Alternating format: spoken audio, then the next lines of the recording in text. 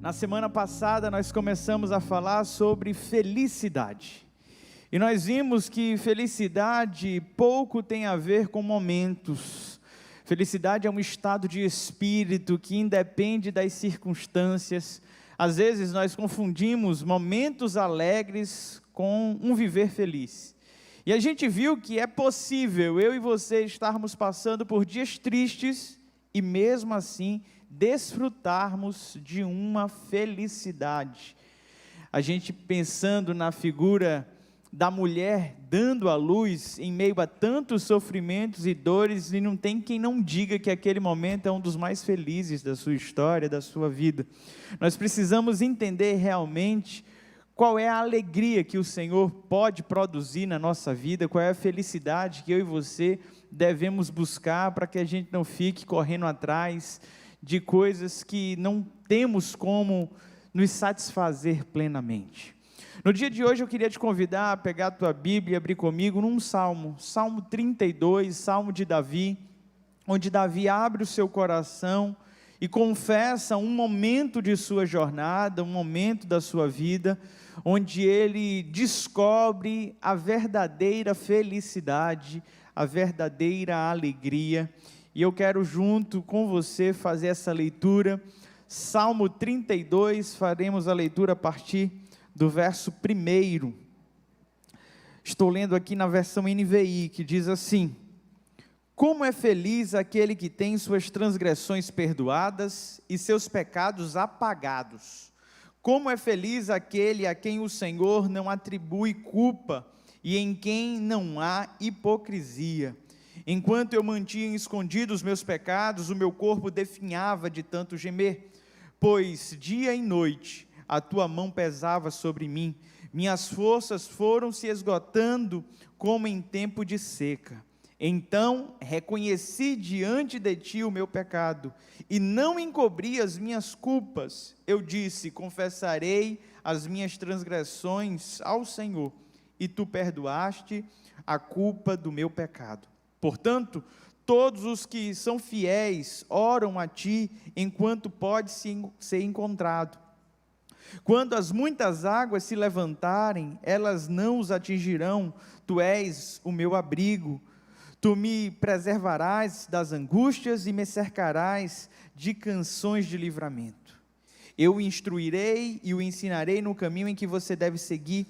Eu o aconselharei e cuidarei de você. Não seja como o cavalo ou o burro, que não têm entendimento, mas precisam ser controlados com freios e rédeas. Caso contrário, não obedecem. Muitas são as dores dos ímpios, mas a bondade do Senhor protege quem nele confia. Alegrem-se no Senhor e exultem, vocês que são justos, cantem de alegria, todos vocês que são retos de coração. Amém?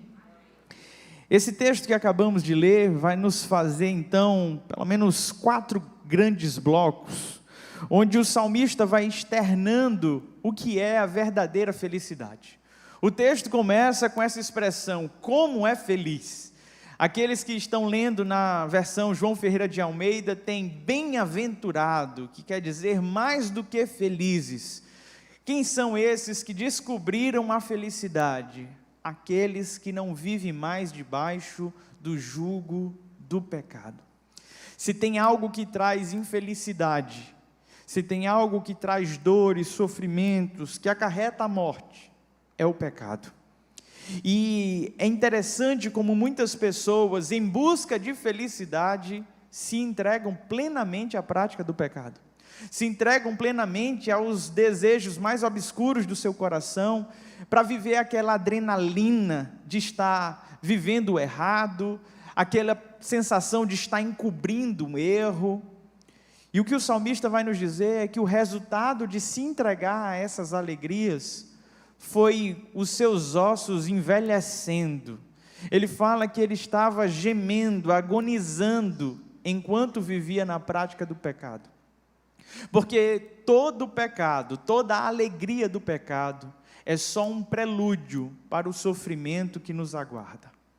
Por mais que eu e você venhamos a nos esbaldar num cenário de perversidade, de maldade, de saciação de desejos, a consequência final é uma culpa que carregamos, é uma tristeza contida. E a felicidade nós só descobrimos a partir do momento em que a gente se vê livre do pecado. Eu acho muito interessante a forma poética como o salmista vai colocando esse texto. Ele vai dizer transgressão, pecado, culpa e hipocrisia. Ele vai elencar essas 4 circunstâncias. Em algumas versões, no lugar de transgressão, vai aparecer a palavra iniquidade. A construção do salmista é justamente de alguém que ultrapassou os seus limites, transgrediu, foi além do que deveria. Essa pessoa se viu enredada pelo erro, pelo pecado, e a partir desse momento é tomada de culpa. E o que é que eu e você normalmente fazemos quando somos tomados de culpa? Nós fazemos algo que o personagem dos Simpsons, o pai daquela família, o Homer Simpson, faz. Ele dizia assim: a culpa é minha e eu coloco ela em quem eu quiser. E a gente passa a transferir a responsabilidade dos nossos erros, porque a gente não quer conviver com a culpa. E aí a gente coloca a culpa no outro. Não, foi o outro que me tentou, foi o outro que me induziu. Quando a gente não consegue atribuir a culpa ao outro por ter praticado o ato, ou nos seduzido para esse ato, nós começamos então a nos medir pelo outro, dizendo: olha, eu fiz, mas fulano de tal fez pior. Eu fiz, mas eu me justifico no outro. E sabe o que é a consequência final disso? Uma vida hipócrita. Uma vida hipócrita. Uma vida de alguém que tenta encobrir os seus erros e as suas falhas. E é interessante porque da mesma forma que o salmista coloca aí essas atribuições, transgressão, pecado, culpa, hipocrisia, agora ele vai dar uma solução para cada uma delas. E ele vai nos dizer então que feliz é o homem que tem o perdão diante das suas transgressões. Aquele que foi perdoado, aquele que tinha uma dívida e essa dívida foi quitada, que não há mais nada contra ele. Depois ele faz questão de dizer: como é feliz aquele que teve os seus pecados apagados. Meus irmãos, como eu creio nessa expressão? Eu creio num Deus que lança o nosso pecado no mar do esquecimento e dele já não se lembra mais. E isso traz uma felicidade plena. Isso traz um contentamento ao nosso coração. Se eu e você queremos desfrutar da verdadeira alegria, da verdadeira felicidade, precisamos aprender a nos achegar diante de Deus para termos os nossos pecados perdoados e apagados. A terceira expressão utilizada por ele é aquele a quem ele não atribui culpa. O Senhor perdoa, apaga e não atribui. É como se não existisse mais nada. Nós não somos mais devedores. Mas para que isso aconteça na nossa vida é necessário fazer como o salmista. E agora então o salmista vai mencionar qual foi o processo para alcançar a felicidade. Primeira coisa que ele nos diz é: reconheci os meus pecados. Meu irmão, não tem como eu e você nos libertarmos do jugo do pecado sem reconhecermos que somos pecadores, sem admitir que o nosso coração é mau. C.S. Lewis certa vez falou que não é um homem sabe o quão mal é até que tenha tentado com todas as forças ser bom. Há uma maldade intrínseca no nosso coração. Eu não sou calvinista, mas eu creio na depravação total do homem. E eu creio que se esse homem não se entregar a Deus, ele vai viver uma vida de quedas, de tropeços. E por mais que ele possa ter algum vislumbre de bondade, aquilo que nós chamamos de graça comum, que todos os homens têm, por mais maligno que seja, ele vai agir em algum momento com misericórdia, amor e bondade. Esse homem é decaído. E quando nós entendemos que não é na força do nosso braço que nós conquistamos isso, é simplesmente por meio de reconhecer quem somos. Não é muito simples. O Senhor não está propondo para mim, para você, uma jornada que dependa da força do nosso braço, da nossa ação para alcançar a redenção. Tudo que Ele espera de mim e de você é que a gente possa chegar diante dEle e dizer: eu sou pecador e o Senhor é santo. Eu não sou merecedor, eu reconheço. O reconhecimento é fundamental para desfrutarmos de uma vida feliz. E essa palavra reconhecer, ela é tão importante, porque todo mundo que vive uma angústia, uma tristeza e procura um tratamento, uma terapia, qualquer que seja, a jornada terapêutica começa justamente no autoconhecimento. Ela começa quando eu e você começamos a olhar para dentro de nós mesmos e encontrarmos quem realmente somos. Como é que está o nosso coração, como é que é a nossa vida, como foi nossa história. É diante desses reconhecimentos que a gente vai entendendo a nossa jornada. Mas não basta simplesmente reconhecer, porque a nossa sociedade, de algum modo, tem até reconhecido os seus erros. Mas a gente vive um tempo de um profundo vitimismo, onde as pessoas reconhecem as suas debilidades, as suas fraquezas, mas elas começam a usar justamente essas fraquezas como um escudo, como uma justificativa. Eu sou assim, eu nasci assim, eu sou desse jeito. E por meio desse vitimismo, desse comodismo, elas param nesse primeiro estágio. Elas simplesmente reconhecem, mas elas não avançam. Elas não avançam na jornada. O salmista chega diante do Senhor e diz: eu reconheci o meu pecado. Olha o que ele vai dizer na sequência. A próxima expressão utilizada por ele é: e não encobri as minhas culpas. Eu reconheço, e uma vez que eu reconheço, eu posso reconhecer e não contar para ninguém. Eu posso reconhecer, entender a maldade e viver uma vida dupla, viver uma vida oculta. Posso ou não posso? Mas ele não. Ele reconhece quem ele é e a partir desse momento, ele rasga o seu coração e ele se revela como é. Ele não encobre absolutamente nada. E se tem uma coisa que é tolice da nossa parte, é tentar esconder os nossos erros. É tentar esconder o nosso pecado. Porque realmente não há nada em oculto que não venha a ser revelado. E eu sei que quando nós vamos cometer um pecado, o nosso maior medo, normalmente não é de pecar contra o Senhor, não é de pecar contra o outro, mas é o que as pessoas vão pensar de mim a partir do momento em que elas venham a descobrir o que eu pratico. Então muitas pessoas reconhecem os seus erros, mas continuam ocultando, continuam encobrindo, continuam vivendo nas sombras. Mas quando o Senhor entra na nossa vida, Ele nos chama para a luz. E sabe o que é que o salmista faz? A terceira ação dele: confessei os meus pecados ao Senhor. Quer ser feliz? Reconheça quem você é. Não encubra suas falhas. E confesse diante do Senhor. A partir do momento em que nós fazemos isso, acontece algo sobrenatural na nossa vida.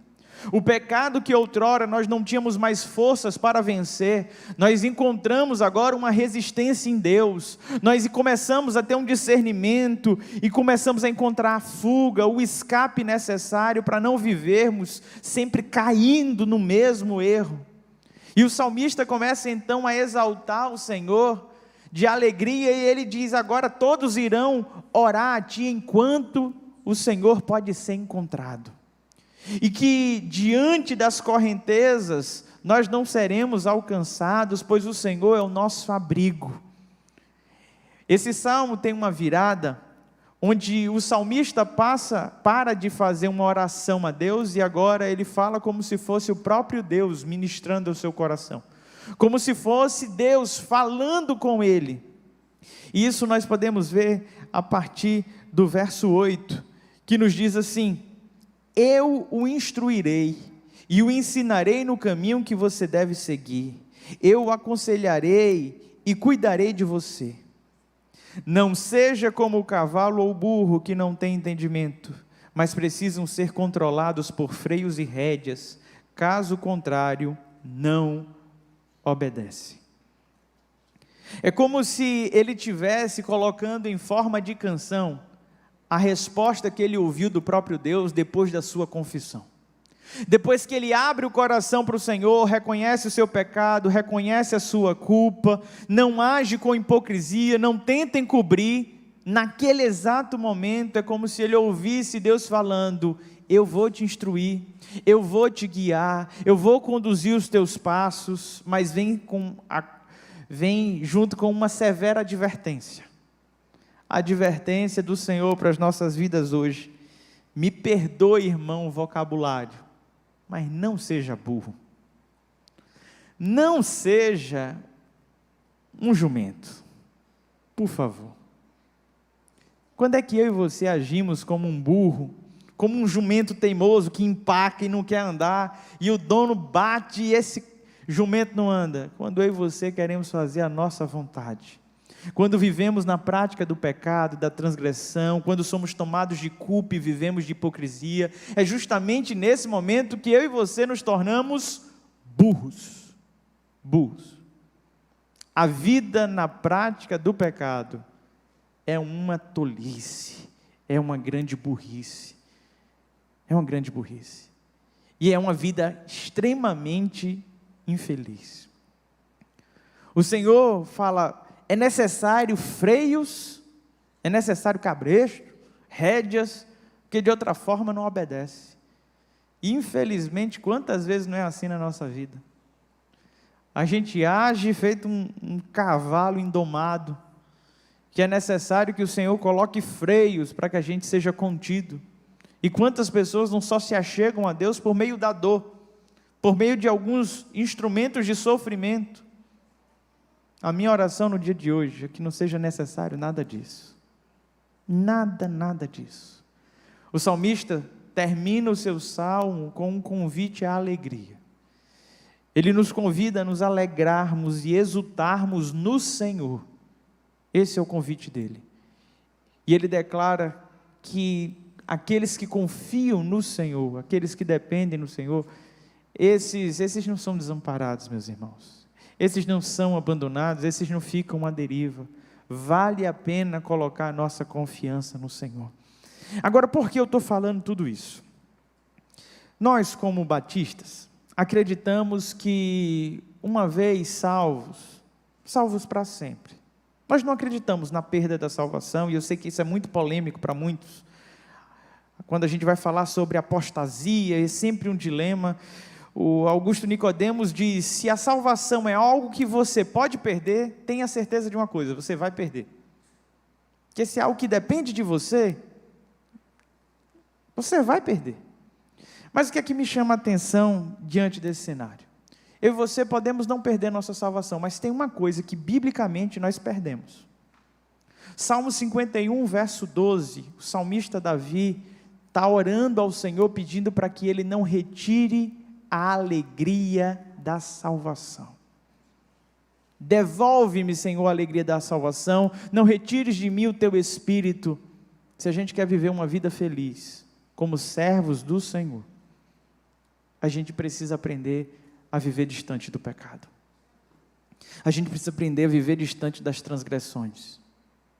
A vida com o Senhor não é um perde-ganha de salvação. Eita, eu pequei agora, vou para o inferno, agora não estou mais em pecado, vou para o céu. Não é assim, não é desse jeito que funciona a vida. Não é desse jeito. Mas se tem algo que eu e você deveremos desfrutar a partir de hoje, é a alegria da salvação. Não faz nenhum sentido você ser lavado e remido pelo sangue de Jesus e voltar a se sujar. Como disse Pedro, em uma de suas cartas, é como um cão que volta ao vômito, é como a porca lavada que volta a revolver-se na lama. Quando nós pensamos nesse cenário de apostasia, é uma pessoa que está simplesmente desprezando aquilo de mais precioso que o Senhor deu. A minha oração no dia de hoje é que você possa mais uma vez lembrar dessa alegria da salvação. que você possa perceber que a sua felicidade independe das circunstâncias, que a tua alegria é gerada pelo Espírito Santo trabalhando no teu coração. Quantas pessoas vivem uma vida extremamente simples, sem bens, sem muitas pessoas que lhe cerquem, e você vai conversar e a pessoa tem uma alegria contagiante. A alegria do cristão não está naquilo que ele possui, nas pessoas que lhe cercam, mas está na certeza da salvação que ele tem em Cristo Jesus. Na certeza de que foi perdoado, que foi lavado, na certeza de que tem uma eternidade gloriosa preparada para todos nós. Meus amados irmãos, que vocês todos aqui venham desfrutar da felicidade que é pertencer a Cristo Jesus. Feche os teus olhos, curva a tua cabeça.